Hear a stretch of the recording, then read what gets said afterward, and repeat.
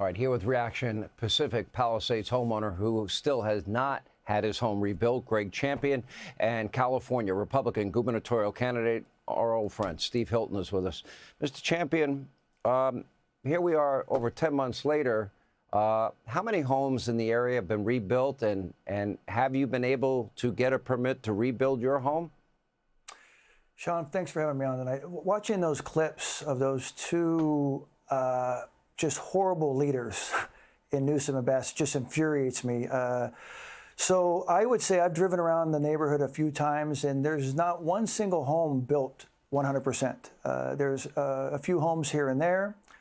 One reason I am hesitating on moving back to the Palisades and rebuilding is because no one on my street is rebuilding. So even if I rebuild, I'm going to be building in a fire zone with no neighbors.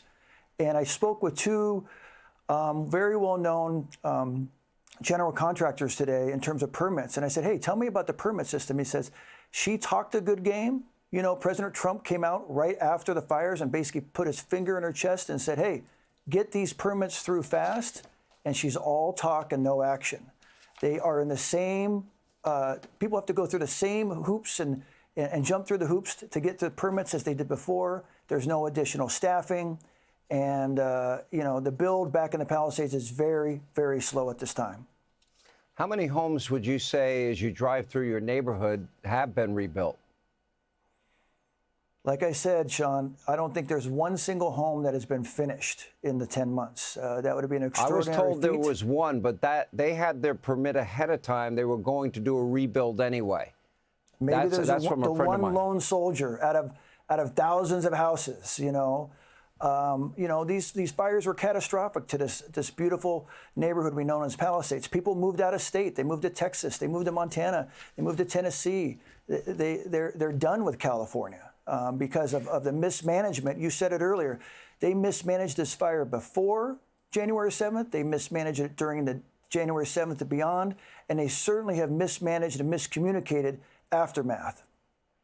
You know, Steve Hilton, the LA Times published a series of really bombshell revelations about the initial response to the first blaze and how the battalion chief, shortly after it broke out in the early hours of New Year's Day, you know, small fire, 8 acres, that was extinguished, but the firefighters told their bosses that it was a bad idea to leave because there was still smoldering fires. As you read and as we now learn more, and as you look at this insane permit process, by the way, are they still making people out there pay property taxes when they don't have a home there anymore? Of course, because this is who they are. And like Greg, I hadn't seen that video for a while.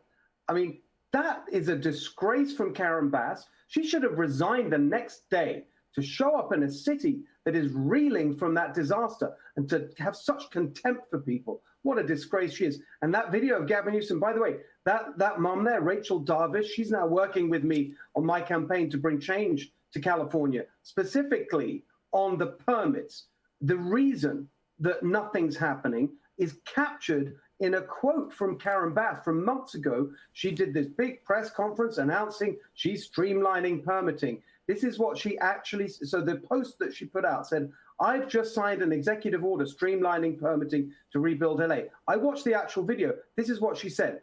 I have just signed an executive order tasking agency heads with developing paths forward to streamlining permitting. Total BS. These are process people. They have no idea how to get anything done. And it's not just the incompetence, it's also the ideological extremism, the environmental extremism. That's why there was no water. I've just been in the Central Valley of California today with our great farmers. They're explaining to me that President Trump is exactly right, that it was the water issue that meant that there was no water there because it was so expensive, because they're restricting it to save smelt. And by the way, on the reignition of that Lockman fire, the January the 1st fire, guess what we're hearing now? The reason they didn't want the firefighters to go back in there was to protect an endangered plant, the milk vetch. And you can't make this stuff up. People need to be held accountable. When I'm governor, we're going to have a full investigation and hold everyone accountable for these failures. This has gone on for a long time. I was out there. We did a show in the San Joaquin Valley, And that show was about how farmers were not allowed to farm because they didn't have the water, because they were protecting the Delta smelt, which is not even an endangered species. You know, Greg Champion, when people lose their homes, it's a big part of their lives. I'm sorry for you and for everybody in the Pacific Palisades. I'm sorry that your government is not responsive and helping you, you know, in your quest to rebuild your lives. I don't know what this means for the thousands of you out there. You have my deepest sympathies, and I do believe, Steve Hilton, we've had many conversations on and off air. You'd be a great governor. I worry about the migration. Smart people have left. They have left in droves, and with them, a lot of money as well. But, Greg, good luck to you and your family. Steve, good luck in your campaign. Hey, Sean Hannity here. Hey, click here to subscribe to Fox News YouTube page and catch our hottest interviews and most compelling analysis. You will not get it anywhere else.